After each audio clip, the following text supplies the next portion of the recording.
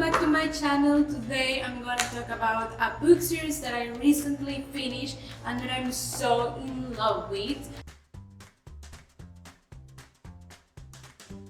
And that book series is the Green Creek series by Klune, and it just finished, closed. The last book just was released like 2 weeks ago or 3 weeks ago, so it's pretty recent, and I'm so excited to be talking about it because I love this series so much. You have no idea, but I'm about to tell you. So Green Creek series has been going on for 4 or 5 years, I think since 2017. I'm pretty sure Wolfsong came out, and it's such a beautiful world, and just I like it so much. The whole idea of the series is that we have this group of characters and we follow them, specifically like the Bennett family. So they don't narrate very much, but we are following them and we are entering their world. And our entry point is through Ox, which is the character that narrates the first book, Wolfsong. And he finds a lot of things about them, and it has a lot to do about magic and werewolves and all those very fun supernatural kind of aspects, but it's just really intense in the emotional side. So we follow Ox while he's discovering this, and one of the things that I don't think we talk a lot about this series and that I like the most is that, you know, Ox was a quiet sort of boy and that kind of person that it's bullied, I guess, and he was told that he was gonna be useless and he was just gonna have a rough time in life, and it's him discovering how that is not true because he found the right people. And that's a very shallow description of the series because it amounts to a lot more, which I'm gonna endeavor to pinpoint a little better through this video. But I think that's pretty much the core of it, how other people can help you if they are the right sort of people, the right people. So we follow Ox in the first book, and the whole series is very character driven.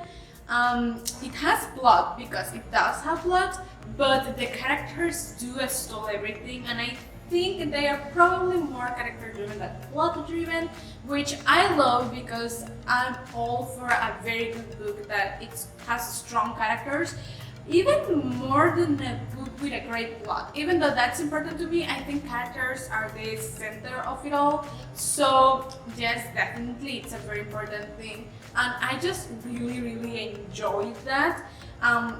The characters, the cast, it's pretty varied, but they are so fun to read all their facets and all these different things that they are doing, and it's just really fun. As I was saying, the first book is Wolfsong, and it's focused on Ox, and we follow him through his 14 years, give or take. He was 12 at the beginning of the book-ish, and then it ends when he's 26.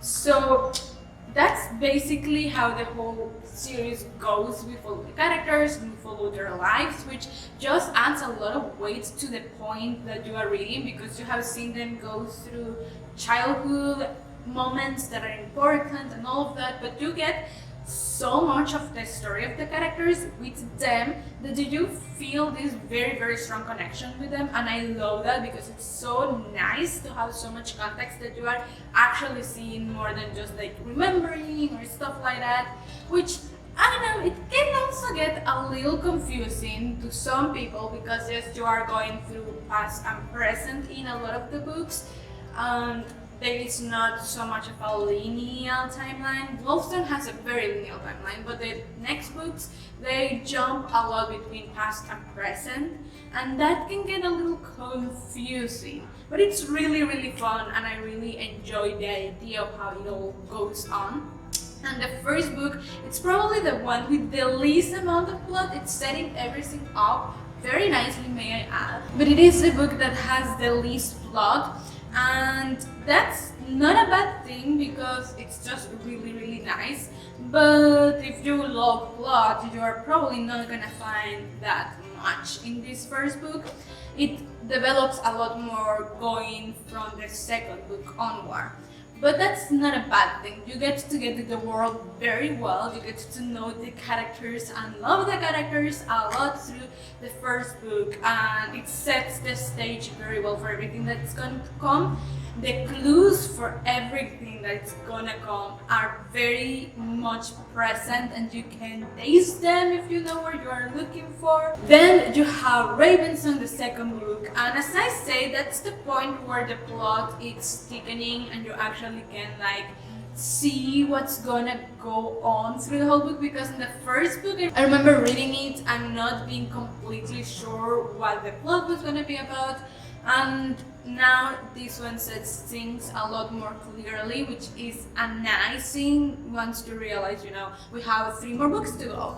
And I love the perspective of the book. Gordo, it's the one that is narrating this book, and it's so fun. I just love his character so much because it's not a very simple character that's just trying to do the right thing or something like that. He has so many different layers and shadows and shades, and so fun. I just love his character so much, and that's the thing with the characters.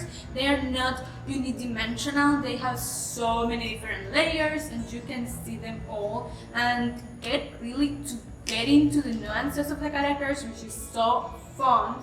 And of course, since they are so character driven, you get a lot of their interactions and their dynamics, which are the center of the whole story, I think, which I love with all my heart.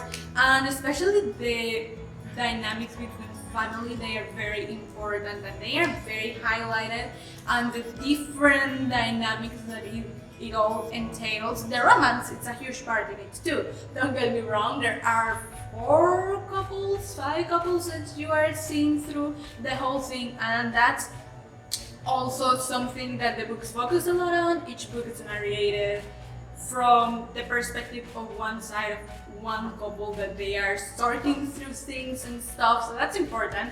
But the familial relationship and dynamics are also very important, and you are seeing all those different shades and all the different types that you can have, and how all of that takes place and plays out, and it's so fun, which I just love. I would found family and just diving into all those very layered things and places. It's so fun to me. I love it. I think that also Ravensong has a very nice balance between the character-driven side and the plot-driven side. Both are very well integrated in that book, and I think that shows, and it's probably also why I love it so much, because it's very balanced and very nice, and I just have a lot of fun with it. Then you have to continue, and the next book, it's actually, after you read Ravensong, I strongly recommend that you go and you read the novella, which is Wolfsong Part 1. And yes, this series has to be read in the order that it was published and that it's named, 2.5 after book 2, because even though it's probably not a huge thing when you're reading the novella, it's an important thing that will be recalled later on in the books. So that's something that you probably don't want to miss, because then you're gonna be a little bit lost in the third book if you don't read it. Not incredibly lost, but you will feel that you're missing a tiny something over there. The first novella, as I said, it's not a huge thing. They are all very short, so you can fly through them literally. This one, it's narrated by Elizabeth, another one of my favorite characters, so that was so fun to discover. And it's just a scene about interaction that takes place. It's not so much following the rules of the other books, I guess, that you have the life of the person or whatever. It's a novella, but it is an important interaction that will have a little bit of weight through the series, so pay attention to them, of course, and don't let them all through the end. I wouldn't recommend. But you can do what do you feel is best for you. And then you have the next book is narrated by Robbie, Heartsong. It's probably my least favorite in the series, mostly just because even though it's so good still, like so good. I just don't connect with Robbie all that much. I love him, I say he's a cinnamon roll, but yeah, there's just not that tiny spark. And that's pretty much why it doesn't have the 5 stars, but it's incredibly close, so it doesn't really matter at the end of the day. And this one, it's the most confusing book in the series, so yeah, I said it. The time jumps a lot between past and present, but this one has some elements that make it extra confusing, I guess. I do find that knowing before entering the book that it is confusing helps a lot, so bear that in mind when you are reading the book. It clears out pretty fast anyways, so it's not a huge thing, I will say. It is really fun, but it does lay back a little bit in the plot side of things. It is a lot of plot driven and it has a lot of plot, but it is much more character driven, and the balance that Ravensong had, it's a little bit lost in this one, which is not a bad thing. Again, I still love character driven books, but it does take a little bit of a backseat, I feel like, just a little, like it takes, it slows the velocity a little bit. It's not a bad thing, it's still really nice, and it's still really fun, and it sets everything for the last book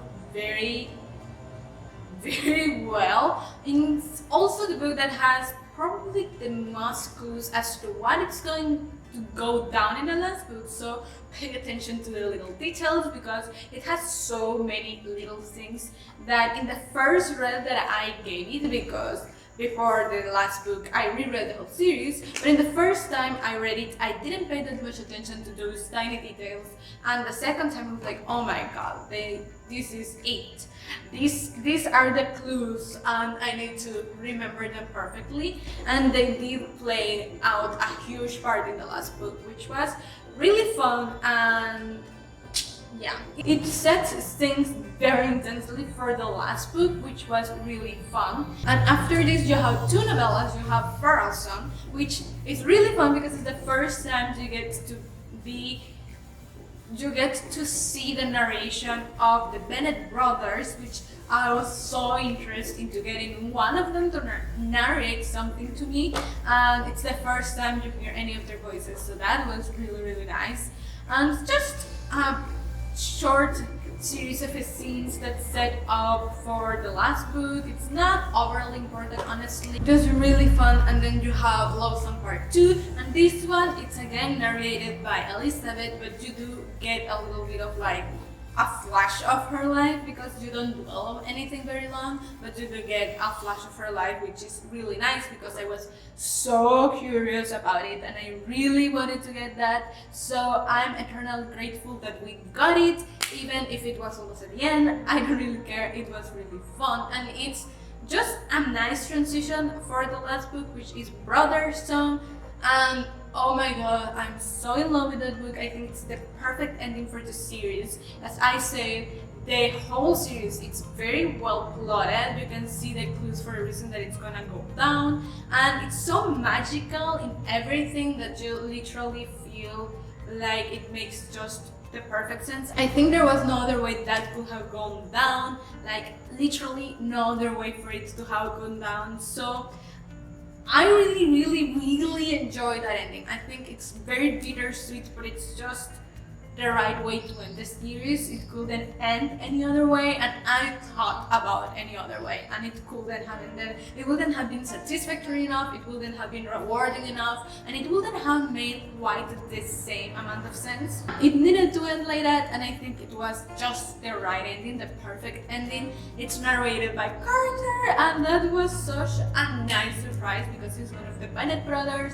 and as I said, I really wanted to get one of their perspectives, and the whole book is narrated by him, so we get a lot of insights into the Bennett's life through, Carter's life, so it's very nice to get that because it was the only point of view we hadn't quite seen, and it does shed a lot of light into the brother-sibling relationships that are going on, and there are so many different types of them, which I just really love because I do love that they explore everything like that, and it's just so good. It brings all the feelings back, and Klune has a way to write that it just emotes so much feeling. It's insane. It will have been really easy to lose perspective in the series or to make the writing not quite fit for the whole supernatural aspect of things, and he managed to give it the perfect voice. I think he captures it amazingly with the whole thing for every of the supernatural aspects of it, which could have been very easy to just miss it by a little bit, but he nailed it right on, and it's beautiful to read, and he just writes very simply because it's literally not like super poetic or something like that to make it feel very magical. It's incredibly simple, but with 3 words he can make something feel like it's soaked in magic, and it's so beautiful. It literally transports you to another time, and the last book just brought all the feelings right through me, watching like a tidal wave, and it was so nice, like so nice in the way that it breaks your heart and opens you right for everything that Klune wants you to feel, because you just don't have other option than to feel it. And the whole series, it's so bittersweet. Like it's super cute, it's super adorable, it's super warm, but it's also heartbreaking and devastating, and you can feel the pain and the blood dripping from you because it's just all the feels. It's magnificent. I literally cried from beginning to end of the series, and there was just no in between. I was either bawling my eyes out, or I was laughing and rolling and holding my stomach and just in pain because I was laughing so hard. It's a very hard combination of things, but it works perfectly in this series, and it's so nice. So you really get to enjoy the happy moments and to embrace the hurtful moments, and it's beautiful. And I love that it destroys me so good, because that's just the kind of person I am. We have established this, but it's also just really nice to go through that journey with the characters and to just embrace everything they are feeling. It's not an easy series to read, but it's definitely a really fun one. I've been reading kind of slowly these last couple months. That's just how life has been. But I literally just devoured these books. I read the 4 books in like a week and a couple days, I think, and they are all over 400 pages. So that's kind of a good book. And I literally read the last book in 3 days, I think, and it's like almost 600 pages. But I just couldn't put it down. I just couldn't put any of the books down because they are so good and they just enchant you without any hope to escape from them. And why would you want to escape? They are so good. And the whole Green Creek series is just really fun to read, very delightful to read, and it has a little bit of everything for everyone because it has so many different characters and you follow so many different paths through the series. So you definitely are gonna find at least one character that you're gonna be like, oh, I love this dude or this girl or whatever. So you are gonna find something for you, and it's one of those series that just burrows into you and it rings there and you just can't escape it. And I definitely will be talking about it for a long time to come because it's just very nice, and as I said, it has a very nice conclusion, which I think it's also equally important as a very nice beginning. I don't think any of the books in the series are wasted or are bad or you can skip it or it's like extra or anything. Everything is just right, and I really enjoy that. They are adult, so bear that in mind. They don't escape with anything of that sort of things, but they are really fun and I really love them so much. I just exist with them. That's my little diatribe, my little speech of this series that I truly recommend because they are delightful. And if you have read any of the Green Creek series, Green Creek books, let me know down below what you thought about them, because I just want to have someone to talk about them because I love them so much. And I feel like they are a little bit underrated and not so known, so I will spread the word because it needs to be spread. If you like the video, don't forget to give it a big thumbs up, subscribe if you haven't already, and click the little bell icon so you can get notified every time I post a new video. And follow me on my social media if you want to chat a little bit more. I'm very active on Goodreads and I'm fairly active on Instagram too, so you can go check me out over there. And I'll see you next week. Bye!